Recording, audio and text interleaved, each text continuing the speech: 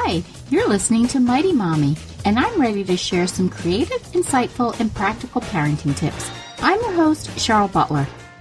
In part 1 of this series, I introduced 6 practical tips to help busy moms juggle motherhood, health, and home. I urge you to check out the first 6 tips, which include some great advice from Erin Flynn Jay, the author of the new book, Mastering the Mommy Track. This week, I have 6 more tips that focus on balancing motherhood, family, and career. So getting back to our tips for balancing work, motherhood, home, we're going to go to tip number 7. Share family and home obligations with your partner. One of Erin's top tips is to ask for help with responsibilities around the house. She says, women have made great strides toward equality in the workplace, but not at home. Household chores largely fall on the mother's shoulders, but these tasks and parenting responsibilities should be divided equally. Women will never have time for themselves until they can achieve this balance at home. My suggestion is to have a meeting with your spouse or partner and work together to divide chores as evenly as possible so that you won't end up resentful and burned out. Include scheduling in times when your spouse will give you timeouts away from the kids. Knowing that you'll have a few free hours to spend relaxing and recharging each week is a great motivator to help get you through the hectic times. Tip number 8, join a local mom support group. Mastering the Mommy Track notes that working mothers may feel isolated post-birth, especially if they don't have friends and family close by to help them out.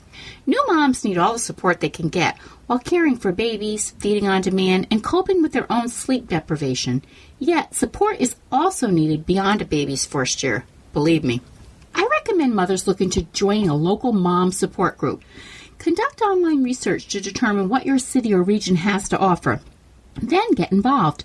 Attend an event and see if you like the group members and if it would be a good fit for you. Keep searching until you find the group that will work for your schedule and needs, advises Erin. Tip number 9, periodically evaluate your career. Working mothers need to periodically evaluate their careers and determine their best growth opportunities. This decade, more women will alter their jobs to allow more time for their families. How can the two trends happen? With superb technology available, women can complete training on their own time, work from their homes, and spend less time commuting or office dwelling. Make it a priority to continually assess where you are in your career or current job so that you don't limit yourself into thinking that your current situation is the best it can be. Tip number 10, schedule free time in advance. Erin also highly recommends that women should schedule their free time in advance, otherwise it might not happen. This requires planning and cooperation with your spouse or partner. Each person's free time can be scheduled and agreed on, and both must commit to making it happen. And don't rely on a verbal schedule. Oh, don't do that. Grab your appointment calendar and actually write it down. Tip number 11, investigate flex time. Flex time is so important for career moms.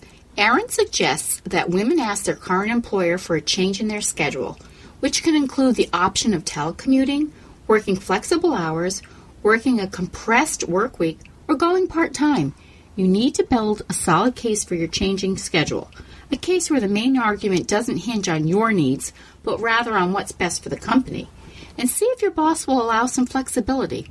If not, then perhaps it's time to find a job that allows more flexible work options. Tip number 12, and this is my favorite of all, love what you do. This idea may seem a bit ridiculous to include in our tips, but truthfully, I find it to be the most important of all. There is something to be said for people who live their lives looking at the glass as half full, not half empty. If you're happy with your life, whether you're a crazed working mom or a desperate stay-at-home mom, everything is going to be easier and more enjoyable if you have the right attitude.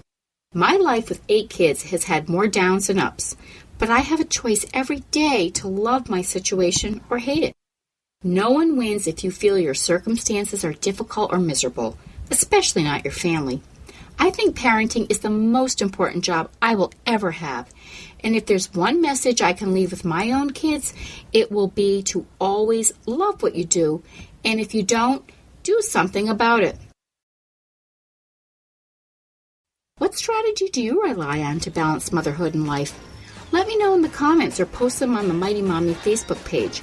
You can also connect with me on Twitter at Mighty Mommy or email me at mommy@quickanddirtytips.com. Check back next week for more parenting tips. Don't forget to check out my family-friendly boards at pinterest.com/mightymommyqdt. Take good care, and until next time, happy parenting.